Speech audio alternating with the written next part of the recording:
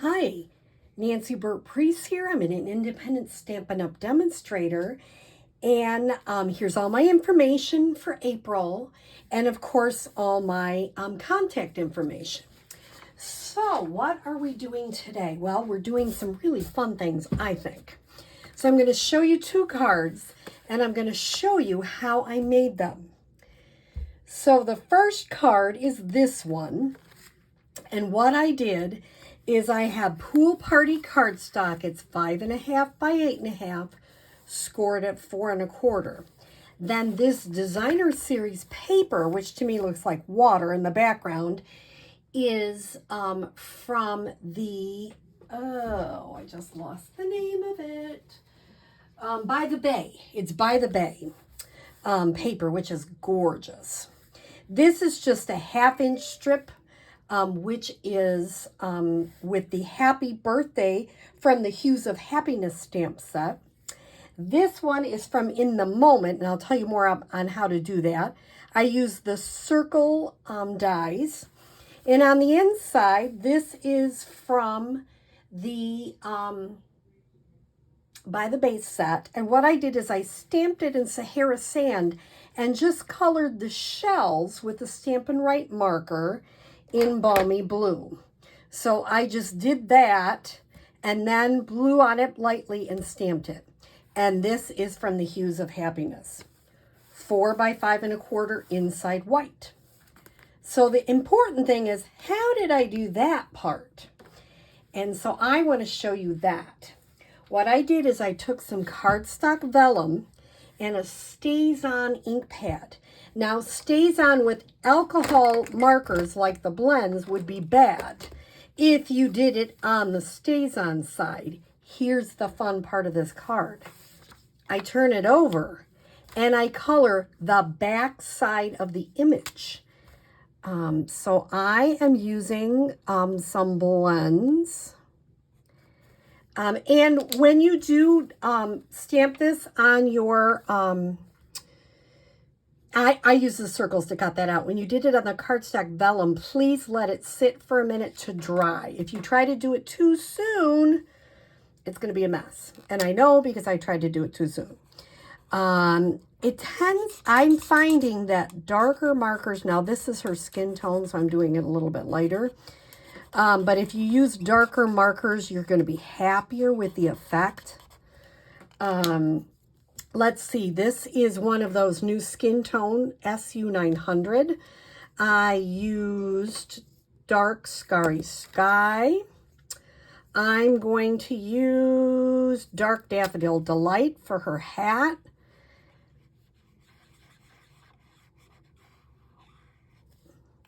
I'm going to use Dark Soft Suede for her hair.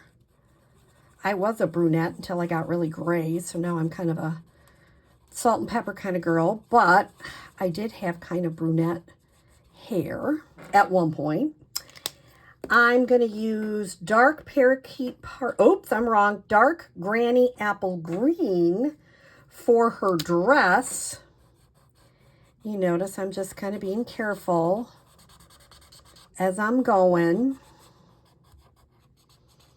I'm just letting the lines be the shading. I could be using lights and darks, and I'm just tending to use the darks.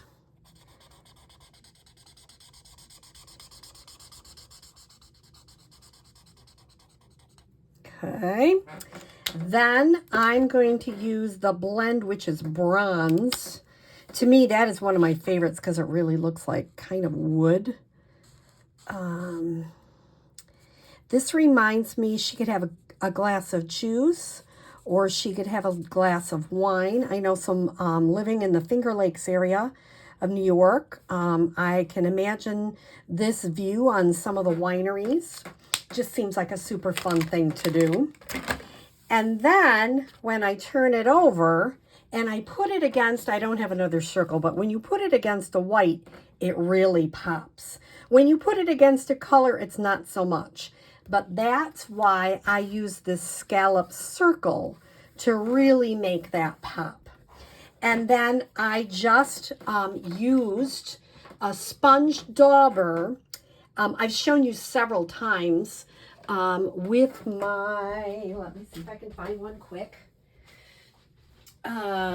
Just put a little bit of glue, a sponge dauber, and just lightly put glue in the back. Or sponge, whatever you happen to have. And that way you're not going to like see it, which is really great. So that's how to make that card. Is that not a fun one or what? So let me show you the next card, which is equally fun. And this one is using a window sheet. So what I did is I took a window sheet, and I have to kind of feel which one is raised. And what I did is I stamped it with StazOn. Be careful, don't touch it right away because it'll smear. And immediately put on clear embossing and heat set it. Then once it's done, once again, you can't use blends. It can really mess up with lines and such. So turn it over. I am using dark polished pink, dark poppy parade, and dark old olive. Well, old olive we'll kind of use on the inside. I'll show you that in a minute. And all I did is I randomly went through and colored the flowers on the back side. Because on the front, remember, you've embossed it, so it's harder to color on the front. But on the back, it's super easy and fun. There is no rhyme or reason to my madness. I just kind of do what I feel. And I would encourage you to. Some people really overthink it. And they have to have it like super, everything has to match and everything has to be exact. And I totally respect that. Some people, that's important. Me, I just kind of let it dance and I have a lot of fun with that. So now I'm going to come with that polished pink. And I'm going to add some polished pink. And I got to tell you, here in the Finger Lakes, the weather was up to 85 today on April 14th. And some of my tulips popped. And I don't want them to pop too soon because I have an event I want to use some of them for at the end of April. So I don't want it to be too warm. I know I'm probably the only one saying that because I don't want all my tulips to come out at the same time. Now, same thing. This looks better when it is on white. So what I'm going to do is, here's the beauty of this. This is clear, so I can cut it later. Not a problem. I'm going to put just a teeny smidge, and that's an official term, smidge, very smidgy, on the edges here. And I'm going to line this up the way I want it. If it looks crooked on the white, doesn't make a difference. Okay? So I've got that, so it's adhered and it's not going to fall off. Next thing I'm going to do is, oh, how did I get this? Oh, that is a fun thing, and I put them away, so let me get them back out. I took a piece of the basic black, and I took my deckled rectangles, which I do love. We all know I love a deckled rectangle. And I put it on like, let's see if I can get it straight so you can see it. I put it on like that. Kind of made sure so that when I ran it through, I got the inside, which I'm going to save for another project. And then I got this cute frame. So I think that is just an easy peasy. So now I'm going to put some liquid glue on the outside of the frame.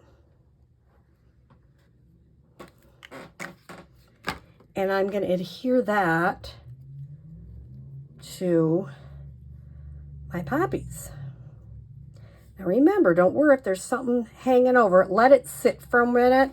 Last time I tried to do it too fast and then I was smearing it all over the place. So just let it sit for a minute. When it dries, you can turn it over and just trim that edge that's showing.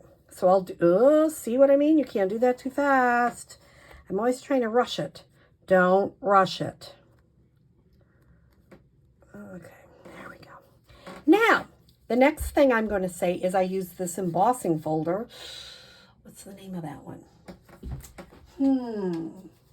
I love that one, though. I use it all the time, as you can see. Got my handy dandy catalog here. And this one is time-worn type. Can you see it on the bottom? Page 177, time-worn type. I use it a lot. I think it's just really nice. It adds a pretty effect. I popped this up. I used Hello There from the Nature's Prints. And of course, the poppies are from the Poppies set. And on the inside, I stamped one poppy and colored it with red and the Mossy Meadow. So when you do it like this, it's not perfect. You know, you have to be careful because, boy, all sorts of stuff get in those window sheets. But can you see that there's a little edge? I don't know if you can see that. I'm just going to take my scissors and trim it so it's not showing. It's a little tricky with the deckled edge. The beautiful thing is it's clear. So some people choose not to, and you don't have to. So that is how I made that card. So aren't these fun cards using blends? One is using the cardstock vellum, and one is using the window sheets. So I hope you enjoy this. Have a great day.